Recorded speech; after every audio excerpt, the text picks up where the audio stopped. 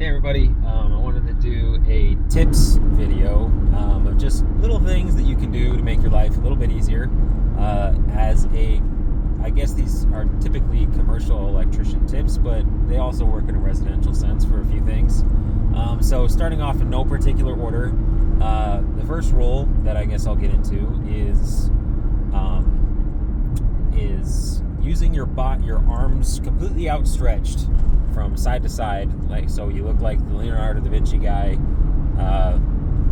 on the compass sort of look. If you do that, that is about 5 feet. Obviously, everyone's height measurements are different. Also, people's wingspan is also going to vary a lot. But if you use it as a general guide to measure out 5 feet, you're probably going to get that measurement and then some.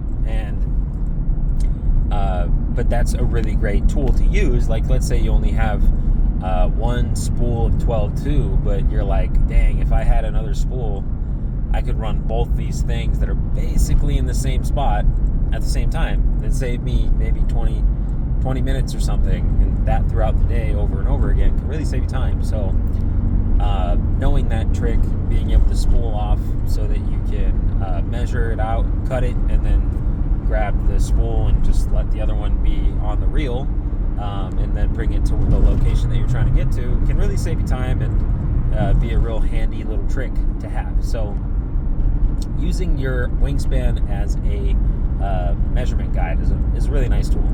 I guess my next thing, which is kind of led into by that point, is cutting things a little long. I feel like there's a bunch of times, well, in electrical in general, we will be in situations where we're doing tasks that maybe are monotonous and are very easy to mistake or blank out. And if you ever find yourself in that situation, one thing that you can do is cut the wire a little long. Like, let's say you think it's going to one box, but actually you misheard someone and it's going to a box that's just a little bit away. Cutting it a little bit long might not be all that bad of an idea. Or let's say you just pulled in some THHN into a pipe so that you can feed a circuit from this panel, and you are like, well, the breaker spot that we're going to use is right here, so why don't I just cut it to this length? That might be all good and dandy, but might come around that you need to swap out that breaker spot with something else. So as a rule you could use, a lot of people do all the way up and then all the way down the panel for the length of your conductors once they reach the panel. So that's one instance of cutting things long. A lot of the times too, people will be like, oh, well, all I need is 6 inches out of the connector and I meet code requirements. And I know it changes box fill calculations to do it this way. But if you have ever installed, wires into a box before, you're definitely aware that there's a certain way to make up a box that it is neat and accessible for the next person. So sometimes you're in a box and you're like, for a 4S box, it's the 6-inch conductor rule. After that, code requires different things based off the width of the box. But in very normal situations, having 6 inches outside of the box is what code says. And at the end of the day, all code is as it says in the introduction, is just a recommendations based off of safeguarding persons and property. And they even say, in no way is this the best way to do it, but it is definitely meets the minimum requirements for safety. So just keeping that in mind. With makeup and boxes, I remember when I was roping houses for apartment complexes and stuff, and new builds in the residential space, leaving Romex a little long, let's say a foot extra, can be really helpful, because let's say you land it to your nail-on box, to hopefully find a scrap bucket of wire, and then so that you can actually complete makeup. So that's one reason why, if you have to trim out like an entire house and do all the makeup, it can be really helpful if you just leave it a little bit long. So that goes both ways, residential and commercial, electrical in general. Leave it a little long. Goes the same for pipe. Like, let's say you're bending and you're not too sure about something and you're sort of eyeballing it. Leaving things a little bit long can sometimes help you, so that if you have to tweak a pipe a little bit to get an offset just right, there's still a little bit tail for you to maybe adjust with.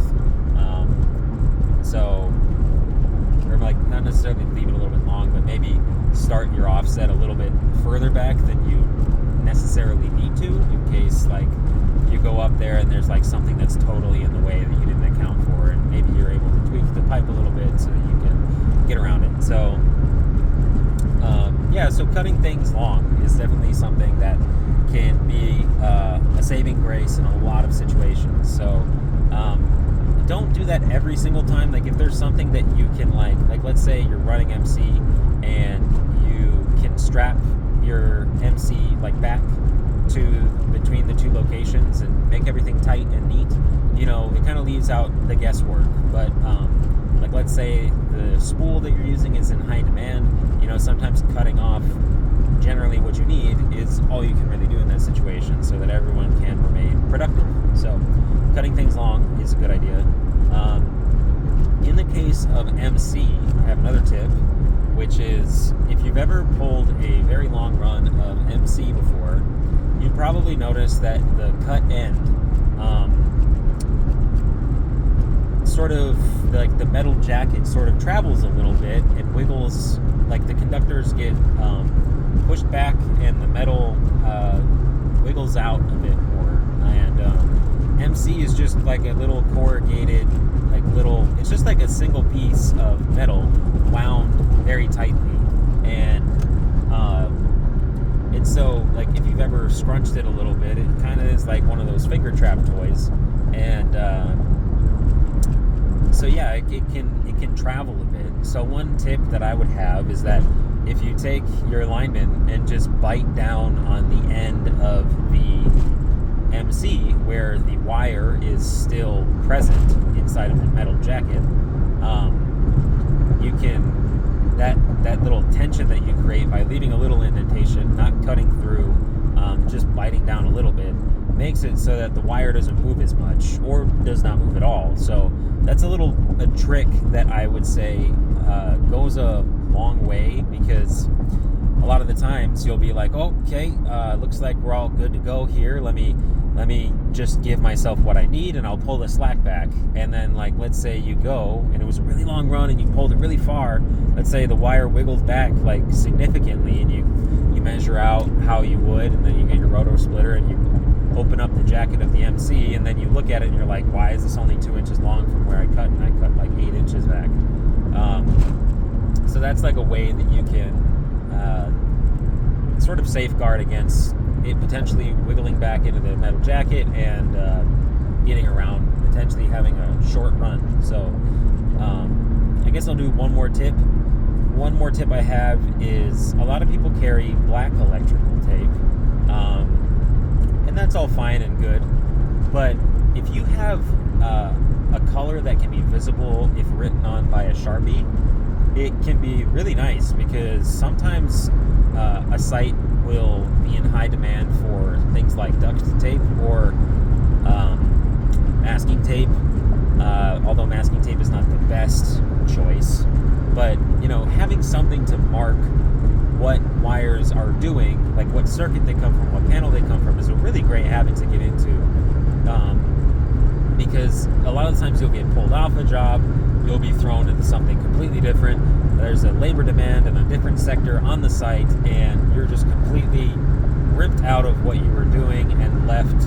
And sometimes it can be without notice. So it's like, you don't want to leave the guys on your crew hanging without any of the information of what you did. So rather than being like, oh, well, I know what I did, it helps, and it really helps out everyone if you do that due diligence of marking everything and leaving a trackable like crumb trail that someone can follow, so that your work can be decipherable, and someone can pick up where you left off without a whole lot of like guesswork, or like, I gotta call this guy, or does anybody have this guy's number?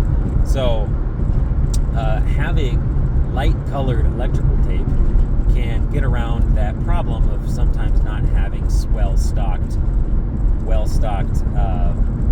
job sites with duct tape. So go ahead, and if you find like white tape or gray tape or yellow tape or orange tape, and they have a bunch, and there's no real need for it,